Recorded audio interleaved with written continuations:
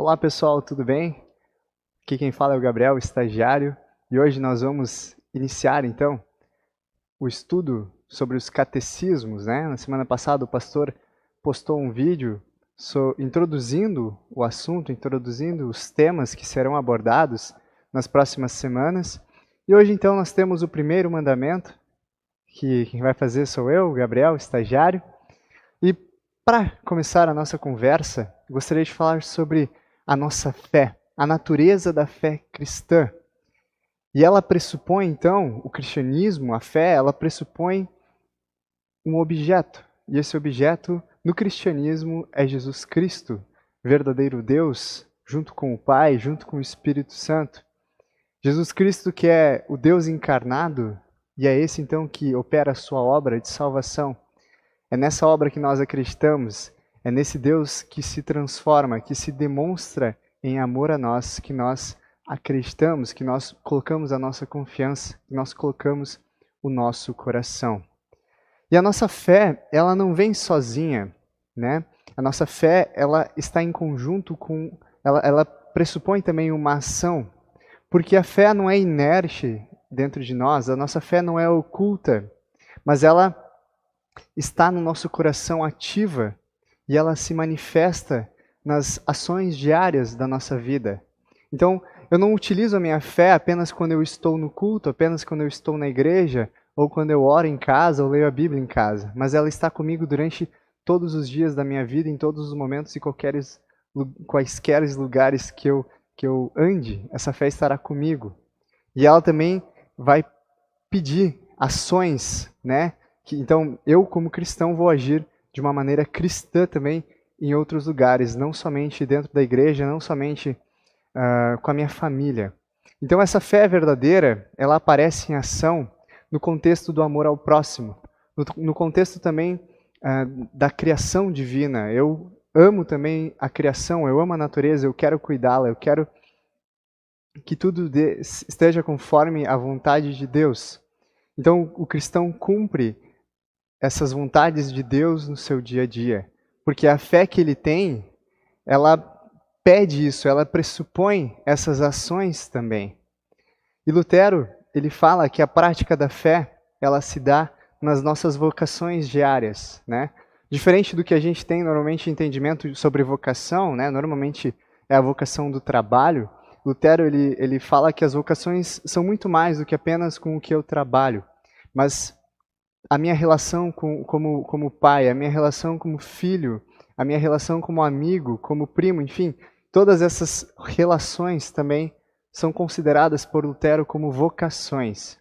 E são nessas que a minha fé, então, ela entra em ação. É nessa hora que a minha fé ativa, ela também se demonstra onde eu amo ao próximo, onde eu quero cuidar também do próximo.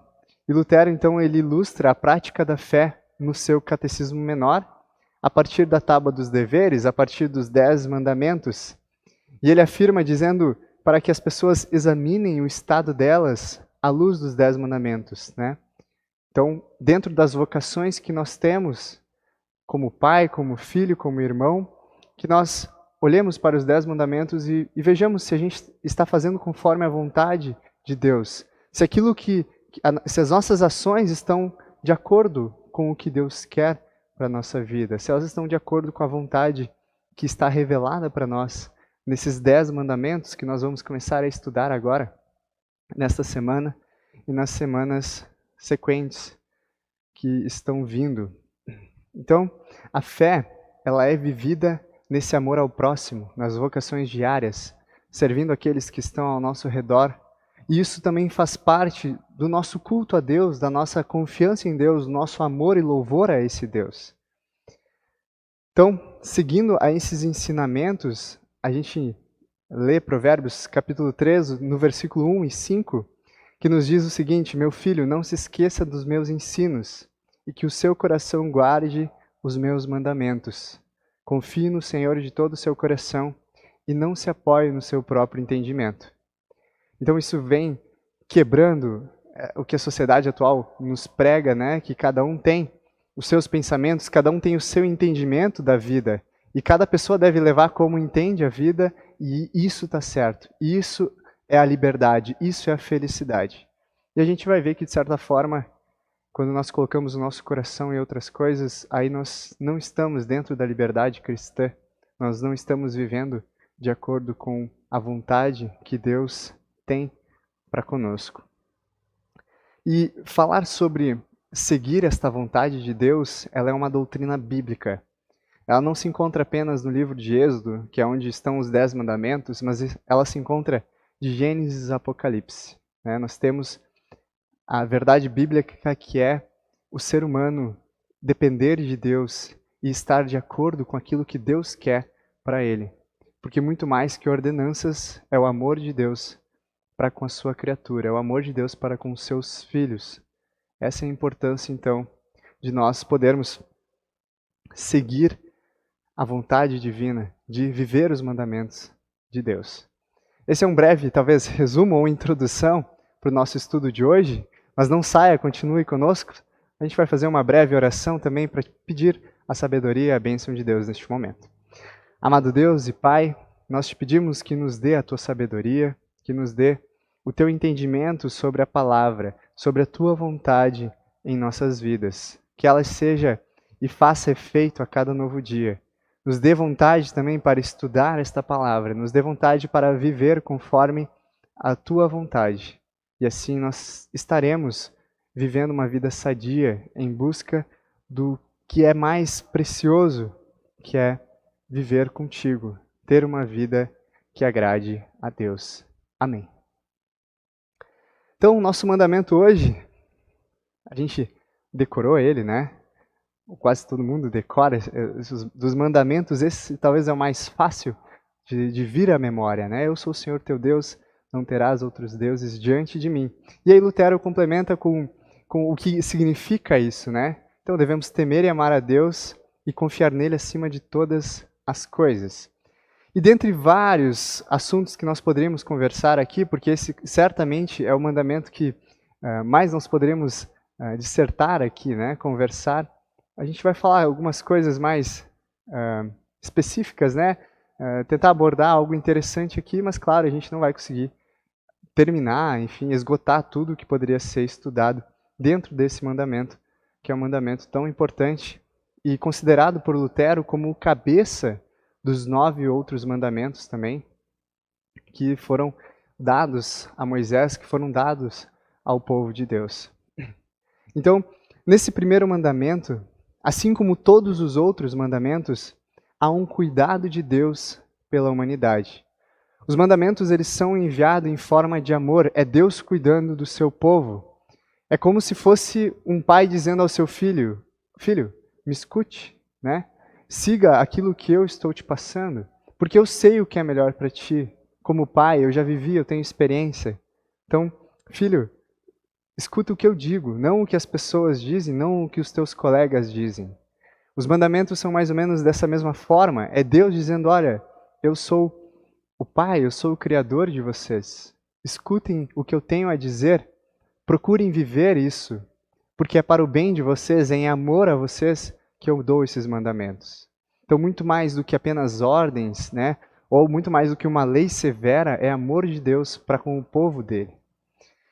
Então, além de Lutero dizer que o primeiro mandamento, então, esse mandamento que nós vamos estudar hoje, é cabeça dos outros, um teólogo do século passado chamado Kreutzmann, eu acho que é Kreutzmann, ele diz que os outros 9 mandamentos são apenas explicações e aplicações desse primeiro mandamento. Então a gente tem a importância dele, porque ele é o princípio, né? Se eu tenho e confio em Deus acima de tudo, bom, as outras coisas vão me suceder para um lado, né, da confiança em Deus e ter a lei dele como uma vontade que me ama e por isso ele me envia, ou pelo lado ruim, se eu não confio em Deus, bom, aí qualquer coisa me vale e a gente sabe onde isso vai dar, né? O nosso mundão aí, tudo que tem acontecido, não só agora, é claro, desde a época de Jesus, antes da época de Jesus, enfim, desde a queda em pecado nós sabemos que o mundo já não é mais perfeito e necessita então de um Salvador que vem em Jesus Cristo, Deus encarnado. Para começar um pouco mais essa parte do mandamento, eu acho muito interessante nós contextualizarmos, né, a partir do livro de Êxodo, que é onde, na verdade, a partir de Gênesis, mas Êxodo é o principal, é onde estão os mandamentos, e a história do povo de Israel no deserto. E é muito interessante a gente então ter esse panorama para também entender um pouco do contexto e por que é feito nesse momento e como isso atinge também a nós hoje, né? Não é só de anos atrás, mas também isso faz efeito na nossa vida hoje.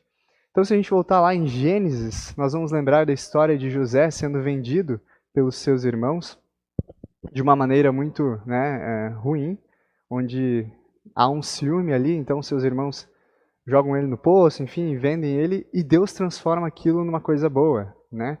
Deus transforma José como um governador do Egito em momentos que eram cruciais, que precisasse de alguém que livrasse aquele povo, toda a nação.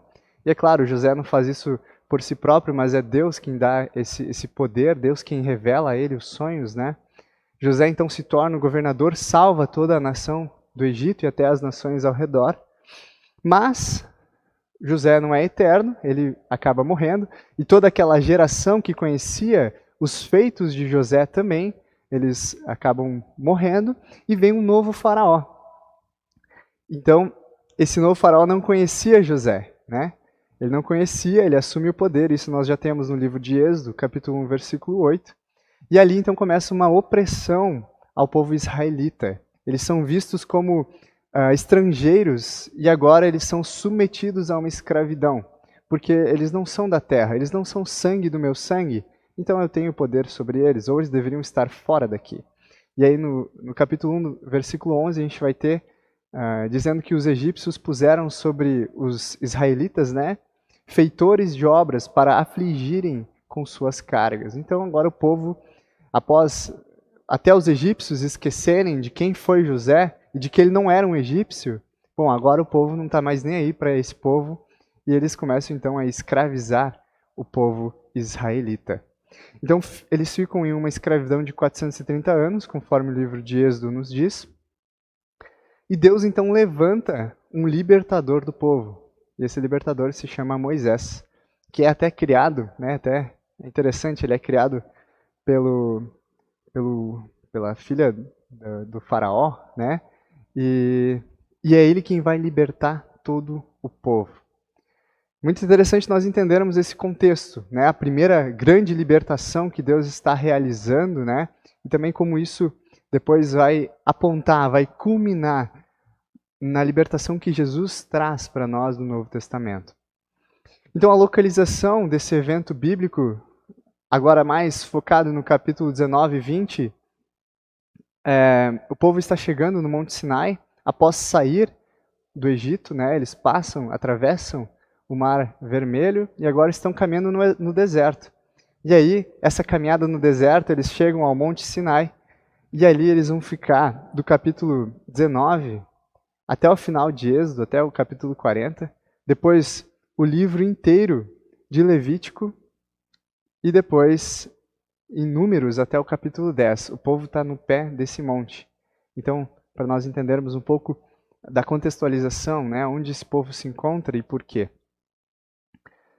E aí, nós temos, então, Deus falando para Moisés, dizendo para Moisés, olha, eu sou o Senhor teu Deus, não terás outros deuses diante de mim.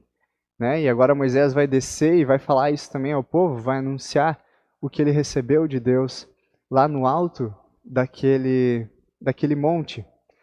E é interessante porque o povo de Israel, e naquela época, o politeísmo era muito comum. Então, todos os povos e outras culturas, principalmente, tinham muitos deuses em que eles prestavam culto, né? Muitos deuses em que esse povo orava, enfim, adorava para que eles tivessem, né, aquilo que eles estavam pedindo, para que essas coisas fossem realizadas. Então o povo de Israel acaba também caindo um pouco nisso, né? O povo de Israel, ele queria criar os seus próprios deuses e substituir o Deus que eles já conheciam, substituir esse Deus. Mas eles não deixam de ter um Deus em momento nenhum, né? Como a gente falou antes, o ser humano, ele tem uma natureza que necessita, ele tem a fé. A questão é aonde ele deposita essa fé, aonde o ser humano vai pôr ela. E o povo de Israel, eles até criam, né, o bezerro de ouro, enfim, dentre outros deuses que ele faz. E assim como Israel fez nessa história, toda a humanidade também tende a criar os seus próprios deuses e substituem a verdadeira adoração ao nosso Deus único, né? O nosso Deus triuno, Deus Pai, Filho e Espírito Santo. E Deus, então, o nosso Deus triuno, ele demonstra uma paciência muito grande com o povo de Israel, né? Porque quando esse povo eles adoravam outros deuses, ali havia uma escravidão desses outros deuses, pois eles não eram deuses vivos, não eram deuses verdadeiros. Então Deus entende isso e olha, eu vou livrar vocês disso, porque vocês estão sendo escravos, nunca terão resposta de suas orações, né? Isso vai levar vocês para um caminho que não tem saída. Agora, eu sou Deus verdadeiro. E ele demonstra essa paciência até o Êxodo capítulo 20, né? Após a travessia do Mar Vermelho, então agora Deus dá os mandamentos e diz, olha, eu já dei tudo o que vocês precisavam. Eu libertei vocês da escravidão do Egito. Agora aqui no deserto, vocês me pediram, né, as comidas que tinham lá no Egito, então eu dei o maná, eu dou codorna, as nuvens que guiavam vocês, né, de dia, uma nuvem que desse sombra e acalmasse o calor do sol, de noite uma nuvem de fogo que aquecesse vocês. Então, eu sou o Deus que provê. Esses deuses que vocês adoravam antes, ou enfim, que às vezes vão continuar adorando, eles são deuses inanimados, são deuses mortos que jamais ouvirão as preces, jamais ouvirão os pedidos que vocês têm feito. Então, parem agora, eu sou o Senhor Deus de vocês, né? Eu os tirei da terra do Egito. E até é muito interessante, no capítulo 23 e 24, há várias desses chamados de atenção para que o povo não adore outros deuses, para que o povo não faça mais isso. E aí, essa questão de Deus dar um basta, né? Deus dar um basta a essa adoração, a essa idolatria, a esse politeísmo, isso nos leva também ao Éden. Porque foi na queda onde houve a separação da humanidade com Deus. É na queda em pecado de Adão e Eva que a humanidade perde o conhecimento pleno que havia sobre a vontade que Deus tinha na vida do povo, na vida da humanidade. Então agora Deus precisa revelar isso ao povo, precisa chamar eles de volta. E a maneira com que ele faz isso aqui no Antigo Testamento é através da sua palavra, é através da inscrição dos 10 mandamentos e usa Moisés para anunciar isso. E a gente vai ver como é interessante que esse chamado que acontece no Antigo Testamento é refeito no Novo Testamento. Mas agora o chamado é por meio de Jesus Cristo, por meio da obra dele. E isso é muito legal, como há uma linha que segue do Antigo ao Novo Testamento e Jesus está do início ao fim da Bíblia. É muito interessante.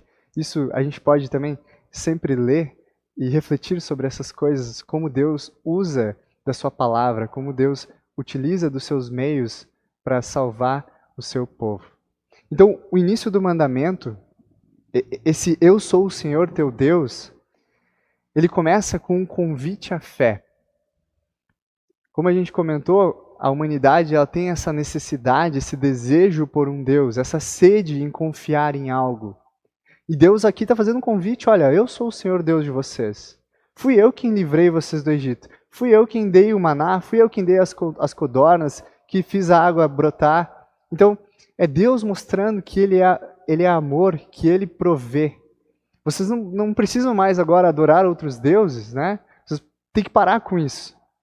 E aí o povo, no momento que Deus está dando as tábuas para Moisés, o povo está lá fazendo um bezerro de ouro, é até cômico, né? Fazendo um bezerro de ouro pedindo para Arão, para que, não sei se é Arão mesmo, mas enfim, pedindo para que o chefe deles faça um bezerro para que eles possam adorar. E Deus está colocando então essa palavra de que quem livrou eles, quem provê, é Ele, o Deus Todo-Poderoso, o Deus vivo. E os mandamentos de Deus, então, nós vemos com esse chamado, com esse convite à fé, que eles não são apenas ordens, não é apenas uma lei severa que nós, como seus filhos, temos que seguir, como se fosse um pai, né, que dita as coisas e ponto final, e não há amor, não há afeto, não há carinho. Não. O nosso Deus, ele trata com amor, ele trata com carinho, e ele começa fazendo esse convite. Vejam, eu sou o Senhor Deus que livrou vocês do Egito, né? Venham e recebam o meu amor, o meu afeto, o meu carinho, o meu cuidado, principalmente. Então, uma palavra, essa palavra dos 10 mandamentos, essa palavra do primeiro mandamento também, ela serve para guardar a liberdade desse povo. Se antes eles eram escravos de outros deuses, agora eles são livres em Deus. Nós somos livres em Jesus Cristo. Então essa palavra, mais do que apenas leis que nós devemos obedecer, ela é um guia para que nós tenhamos uma vida sadia e uma relação com Deus e com os outros, né? Não só com nossa relação com Deus, mas também com o nosso próximo, com o nosso familiar, com o nosso amigo, com o desconhecido. Então Deus demonstra o seu amor pela humanidade, a partir desse chamado à fé, a partir do cuidado do seu amor. E essa palavra, ela traça as fronteiras que o povo de Deus deve manter, e isso é para o próprio bem dele. Então, é uma palavra de amor. E eu acho que isso é muito bom, tem evidência, e é muito bom a gente ter isso gravado. Os 10 mandamentos são muito mais do que uma lei que eu devo seguir, mas é o amor de Deus sendo expresso em palavras a mim. Bom, e aí nós podemos pensar, né, sobre todo o Antigo Testamento, qual que é o ponto central dele. Bom, certamente agora que nós tendo essa noção de que o ser humano necessita confiar em algo, o ponto central do Antigo Testamento não é apenas se existe um Deus ou não, mas é como esse Deus está presente com o seu povo. Porque eles acreditavam, né, os outros povos, culturas e raças acreditavam que existia diversos deuses, mas esses deuses não estavam presentes com esses povos porque certamente eles não eram vivos. Agora, o nosso Deus, de fato, ele existe e ele demonstra sua presença com o povo. E isso com suas muitas formas de libertação, não só da escravidão física, onde eles ficaram por 430 anos, isso dá algumas gerações de trabalho forçado, mas também de outros deuses. Então é uma dupla libertação aqui que nós temos no Antigo Testamento. E com os 10 mandamentos, então agora Deus, de novo, revela o seu caráter amoroso, e o povo, então, não terá uma nova escravidão por meio dos 10 mandamentos, mas é Deus desejando libertar o seu povo dessa escravidão de outros deuses. É uma palavra de amor. E o propósito do livro de Êxodo, o propósito último, é revelar e antecipar o amor de Deus. Porque nós temos no Novo Testamento Jesus Cristo, né, sendo a revelação do amor de Deus, a imagem do Deus vivo, né? Jesus Cristo entregando a sua vida em uma cruz em amor à humanidade, perdoando pecados, né? Pagando a dívida que nós tínhamos com Deus. E aqui, em Êxodo, nós temos uma antecipação desse amor, onde Deus envia a sua lei, Deus envia a sua vontade, a sua palavra em amor ao povo, para libertá-los também. Uma palavra que certamente vai mudar a vida dessas pessoas. Então, o livro de Êxodo já tem um propósito último de apontar para Cristo. A história do povo de Israel culmina em Cristo também. Cristo, inclusive, é o novo Israel, né? Ele faz a vontade de Deus perfeita, é Ele quem cumpre os 10 mandamentos. A gente vai ver isso novamente mais para o final do nosso estudo. Então aqui eu convido você a abrir a sua Bíblia. Eu estarei utilizando a versão NAA. Êxodo capítulo 20. O primeiro mandamento ele se encontra dos versículos 1 até o versículo 6. Nós queremos agora rapidamente ler um pouco e tentar refletir sobre alguns aspectos desse texto. Eu vou lendo aqui, eu vou ler primeiro todos os versículos, depois a gente volta fazendo breves reflexões. Versículo 1 do capítulo 20. Então Deus falou todas essas palavras. Eu sou o Senhor, seu Deus, que o tirei da terra do Egito, da casa da servidão. Não tenha outros deuses diante de mim. Não faça para você imagem de escultura, nem semelhança alguma do que há em cima do céu, nem embaixo na terra, nem nas águas debaixo da terra. Não adore essas coisas, nem preste culto a elas, porque eu, o Senhor, seu Deus, sou zeloso, que visito a iniquidade dos pais nos filhos até a 3ª e 4ª geração, daqueles que me odeiam. Mas faço misericórdia até 1000 gerações daqueles que me amam e guardam os meus mandamentos. Então esse seria o todo do primeiro mandamento, né? É um pouco mais comprido que os outros ali. No versículo 7 segue o segundo mandamento, depois no versículo 8 e 9 eu acho que segue o terceiro e assim por diante. Então, esse primeiro versículo, então Deus falou todas estas palavras. Esse primeiro versículo nos destaca que Deus fala sem a mediação de Moisés aqui. Então, isso enfatiza para nós a importância dessas palavras que serão proferidas depois desse primeiro versículo, né?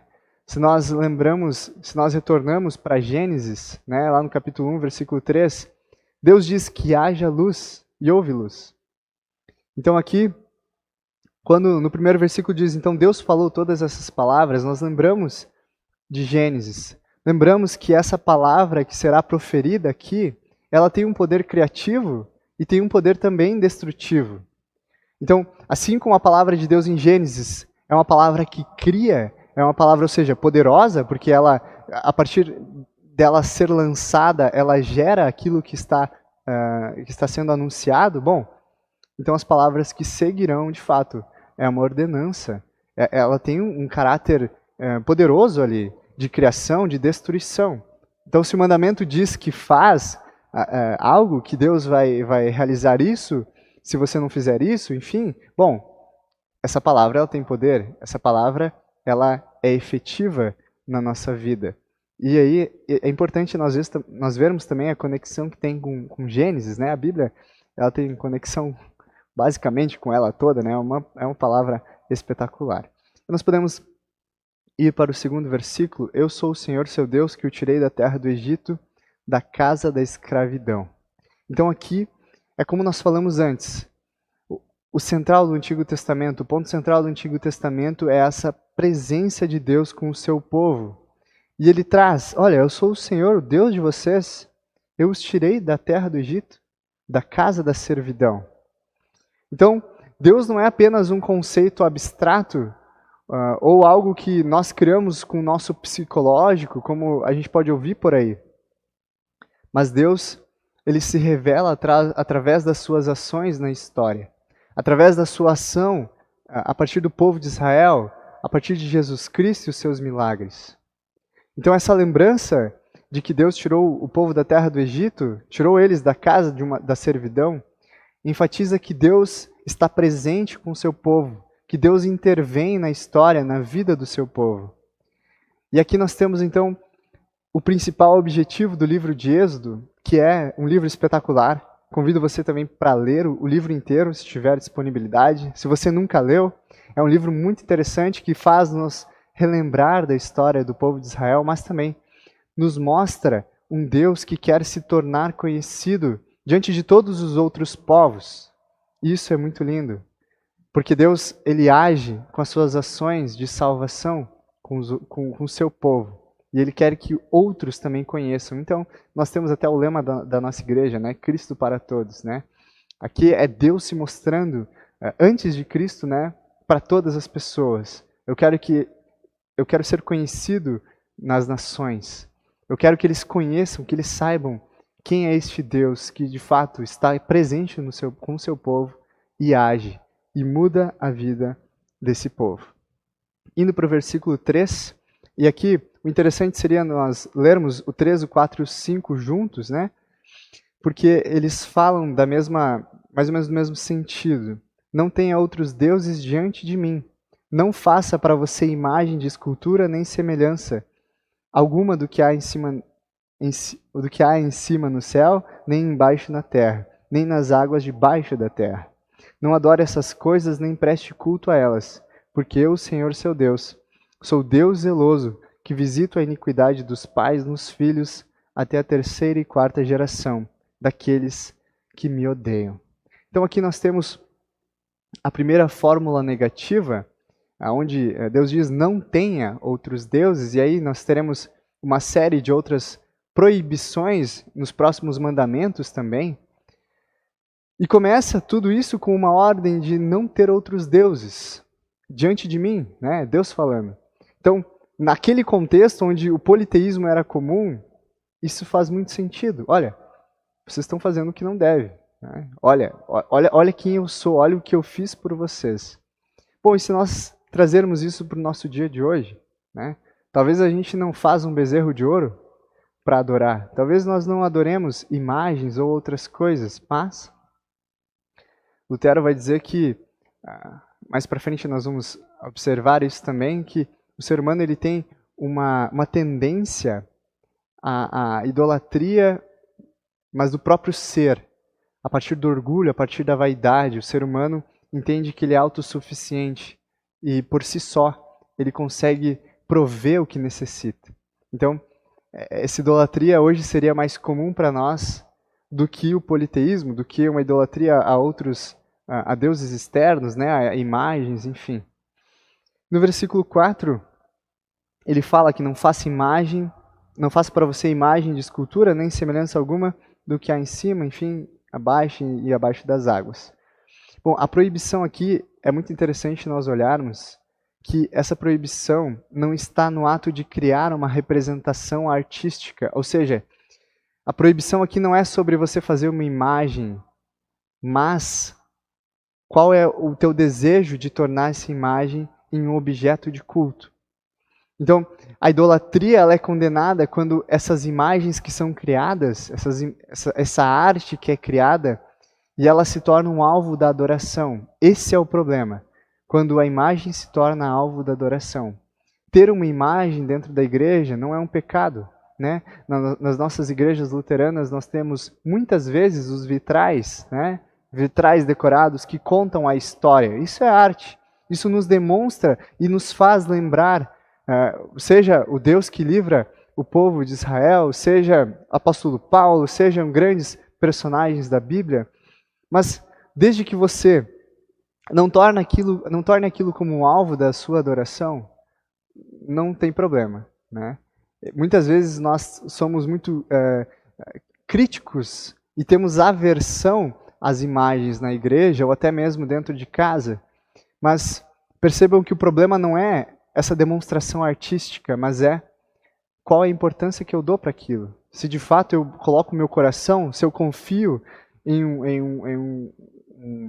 uma imagem como aquilo dela virá o que eu preciso, ela vai prover, a minha dependência está nessa imagem, a minha dependência está nessa escultura, né?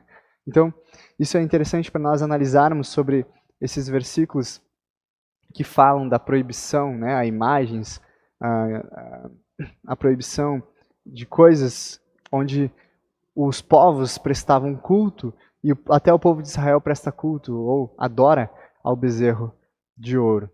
Então a questão central aqui, de novo, para fechar, não é a questão da fabricação dessas imagens, mas é o propósito para o qual elas são feitas.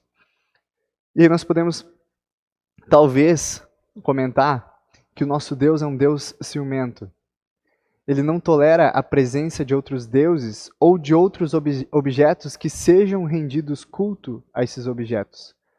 Ou seja, Deus é como se fosse ciumento, assim, a sua adoração tem que ser somente a Ele. Né? Assim como quando a gente tem um cônjuge, né? Eu devo ser fiel ao meu cônjuge, eu devo ser fiel ao meu Deus. Porque, de fato, como nós vimos, é Ele quem provê as coisas para mim. Então é por isso que esse mandamento ele tem mais linhas, mais versículos também para trazer esses caráteres, né? Ou esse caráter mais único, né? Só Deus é digno de toda a honra, todo louvor e toda a glória. Bom, e nós terminamos com o versículo 6, mas faço misericórdia até 1000 gerações daqueles que me amam e guardam os meus mandamentos. Bom, aqui é uma promessa, então aquela palavra de Deus que é criativa do Gênesis, também, que é destrutiva, né? Ela faz efeito onde há uma confiança em Deus e onde não há uma confiança em Deus. Então, se a palavra me diz que eu recebo a salvação, então pronto, eu recebo a salvação, a partir da fé em Jesus Cristo, a partir da fé no objeto certo. E se a palavra me diz que há condenação, que há o inferno, caso não esteja de acordo com isso, bom, então essa palavra é efetiva, essa palavra é verdade. Ela age conforme o que está anunciado, né? E então, terminando essa sessão dos versículos, nós vamos para Lutero e o Catecismo Menor e Maior, né? Nós também vamos dar uma olhada, mas aqui a gente vai ser bem breve. E certamente nós temos, até a gente pode colocar o link do livro de Concórdia online, vou ver se o pastor consegue fazer para nós, onde você pode também traduzir a página. Ele está em inglês, mas a gente pode traduzir a página. Acho que todos os navegadores hoje têm, até no celular, essa função. Nós temos acesso ao catecismo completo, né? Ao livro de Concórdia completo, inclusive. E a gente quer analisar um pouco do que Lutero diz sobre esse primeiro mandamento. E ele começa falando sobre o conceito de ter um Deus, a definição do que é Deus, né? E Lutero ele ensina que um Deus é aquilo em que nós colocamos a nossa confiança, naquilo em quem recorremos em tempos de necessidade. Então, ter um Deus significa ter algo ou alguém em que nós confiamos de todo o coração. E Lutero vai ser bem crítico. Ele fala das confianças que o homem tem, né, que a humanidade tem, naquilo que ela possui. E aí é um tipo de idolatria, né, porque você não está tendo Deus no principal lugar, mas aquilo que você possui.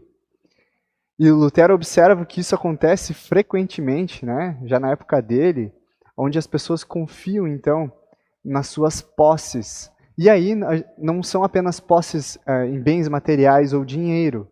Isso também é um problema, mas nas habilidades, às vezes a pessoa nasce superdotada, né, com alguma habilidade muito boa, e aquilo traz orgulho para ela, e ela acaba dependendo daquilo e usa aquilo como se fosse o principal da sua vida. Ela confia que por meio da habilidade dela ela vai conseguir ganhar o mundo, né? E ela não precisa de Deus porque ela é super habilidosa.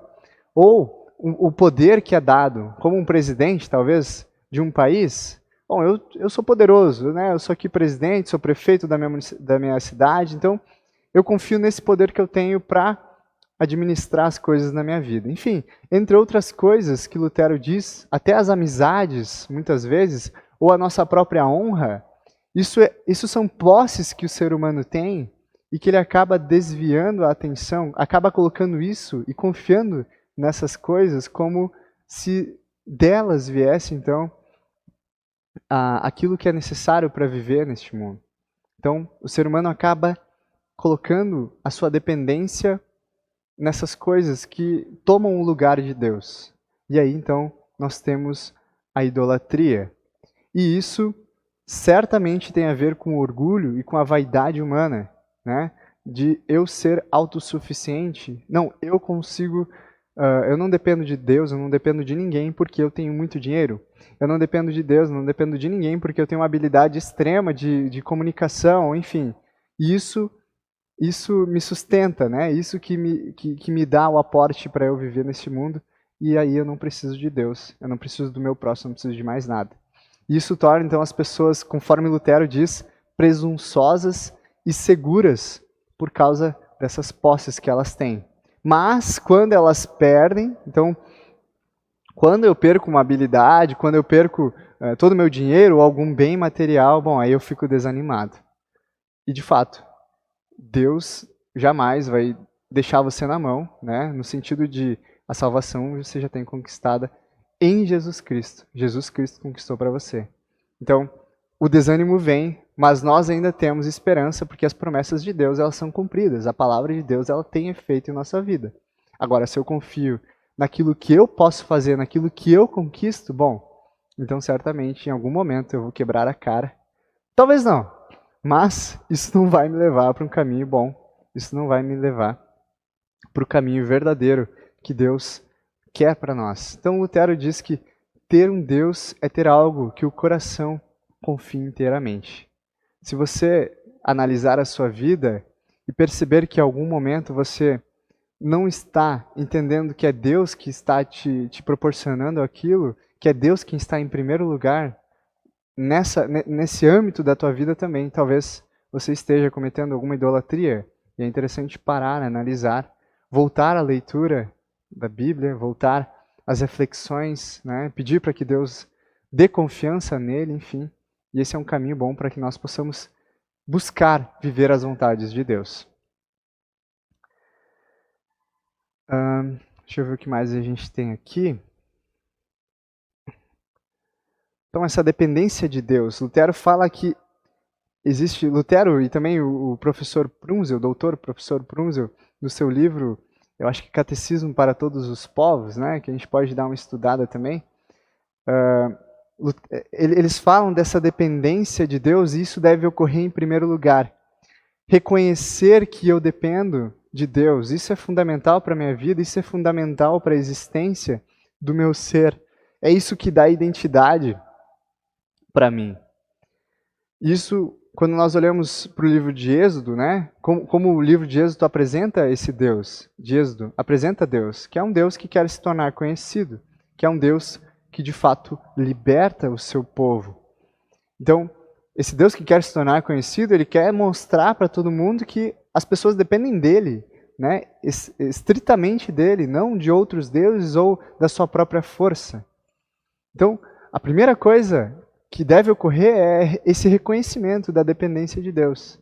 É olhar para dentro de si e não ver saída a não ser olhar para fora e ver em Deus essa saída. E ver que dele vem as coisas que nós necessitamos. E aí nós temos também, a partir de Lutero, uma dupla relação no mandamento, que seria a justiça passiva, que é a nossa relação com Deus, e a justiça ativa, que é a nossa relação horizontal. Então seria até em formato de cruz, né? A relação passiva, Deus comigo, e a relação ativa, que é eu com o meu próximo, eu com a natureza, eu com a criação divina. Então, Lutero descreve a relação com Deus, a nossa relação com Deus, como uma justiça passiva. É passiva porque eu não faço nada. Deus é o ativo nessa relação. E Ele, em Cristo Jesus, nos salva. Então, nós apenas recebemos a salvação. Então, é uma justiça passiva. Eu não faço nada, eu recebo e digo amém. Muito obrigado por este presente da salvação. E é isso que nós precisamos fazer. E aí, como exemplo, nós temos o povo de Israel, né? Deus utiliza Moisés para tirar eles do Egito e leva eles até uma terra que não tem escravidão. Então ali é Deus agindo na vida daquele povo. Depois em Jesus Cristo é Deus agindo na nossa vida também, nos dando a salvação. E a justiça passiva é a nossa relação com o próximo, né? Então a justiça ativa ela se refere ao relacionamento horizontal. Ou seja, como nós nos relacionamos com tudo que Deus criou, incluindo o próximo, o meu familiar, aquele desconhecido, e também a natureza. Então, se por um lado nós recebemos da justiça ativa de Deus, que é revelada em Jesus, se por um lado eu recebo, por outro, então, nós somos chamados também, por essa justiça ativa, a guardar esses mandamentos e agir nesse mundo que Deus criou, levando a palavra de Deus e agindo conforme ela tem nos dito, conforme a palavra e a vontade de Deus tem sido lançada sobre nós. E a palavra de Deus é essa, ela se resume em temer, amar e confiar em Deus acima de todas as coisas. E aí, algo que eu acho muito interessante, que é, e Lutero também fala sobre isso, né, que é deixar Deus ser Deus. A partir dessa dependência, desse entendimento de que eu dependo do que Deus vai me dar, há então também uma submissão à vontade de Deus.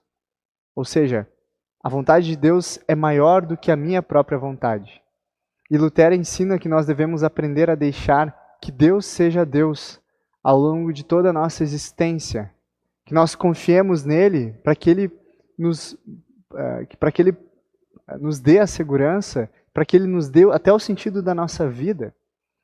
Porque se eu quero viver a partir da minha vontade, bom, Aí nós olhamos ao nosso redor, nós vemos o mundo como ele se encontra, né? Coisas absurdas acontecendo onde eu crio minhas regras, né? E digo, não, eu quero ser isso, eu quero fazer aquilo e tá certo. E que se dane o resto. Não tô nem aí, a vontade de Deus não vale para mim, não é nada. Bom, então nós encontramos esse mundo que está tão perdido, né? E até nos preocupa aí o que virá pela frente, os grandes problemas da nossa vida. E aí um professor nosso no seminário, ele fala que isso é o bigode de Deus, né? Porque em inglês, deixe Deus ser Deus, traduzido para o inglês fica let God be God, né? Então, implica em eu não tentar moldar Deus à minha vontade. É o contrário, né? Eu quero ser submisso à vontade dele. Eu não quero que ele faça o que eu quero, mas sim, eu vou buscar fazer aquilo que Deus tem para mim. E aí nós temos os 10 mandamentos, né? Onde eu vou buscar guardar aquilo que Deus mandou por meio da sua palavra. E aí tem mais uma expressão que diz, Deus é Deus, você não é. Então, se você acha que tem algo errado com a lei de Deus, se você acha que tem algo errado com o que Deus quer para a sua vida, bom, ele é ele sabe o que está fazendo, você não é Deus, então você abaixa sua cabeça como criatura e segue vivendo a vida conforme a vontade de Deus. E claro, a gente pode perguntar para ele quando chegar lá o porquê de algumas coisas, né? Talvez muitas respostas nós não encontremos aqui nesse plano terreno. E para finalizar, então, nós temos Jesus como Israel fiel. E aí é onde nós queremos falar agora rapidamente sobre se essa lei do Antigo Testamento, que foi dada a um povo muito antes de nós, não sei se... não sei, não vou saber datas agora, não me recordo. Acredito que talvez, se é 1.500 anos antes de Jesus, seriam uns 3.000 anos, né? Não mais, 3.500 anos, enfim. Essa lei que foi aplicada àquele povo naquela época por Deus, ela é exclusiva daquele povo de Israel? Essa lei foi dada somente a Israel?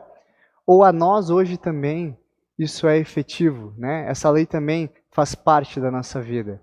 Bom, e aí nós temos Jesus no Novo Testamento reafirmando esse primeiro mandamento. Ou seja, colocando a importância dele para a nossa vida. Jesus diz em Mateus capítulo 22, versículo 37, amarás o Senhor teu Deus de todo o coração, de toda a tua alma e de todo o teu entendimento. Este é o primeiro mandamento.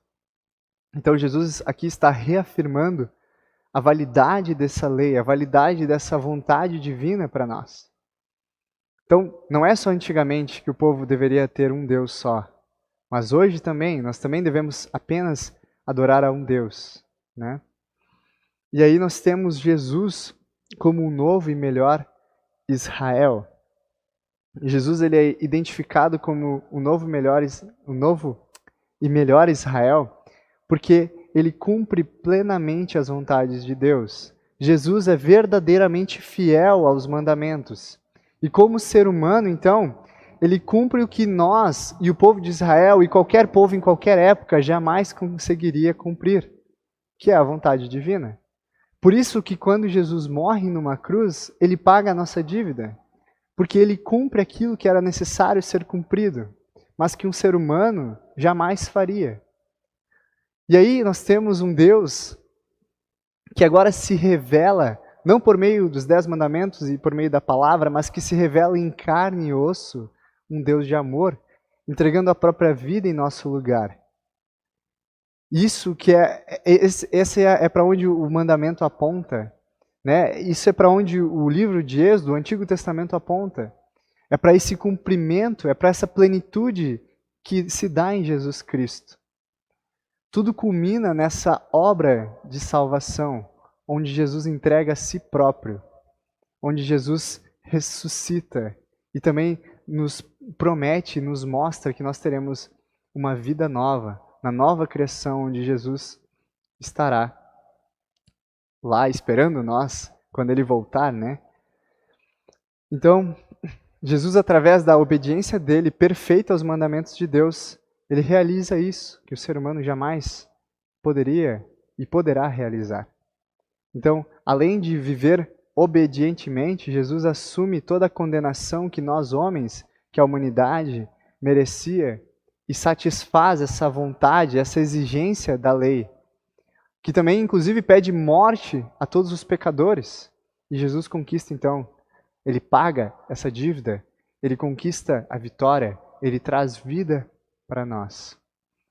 Então assim, o nosso dever não é apenas obedecer a Deus em amor, mas também descansar nessa obra redentora de Cristo, sabendo que Ele, em sua obediência perfeita, já realizou por nós o que nós jamais poderíamos alcançar por nossos próprios méritos.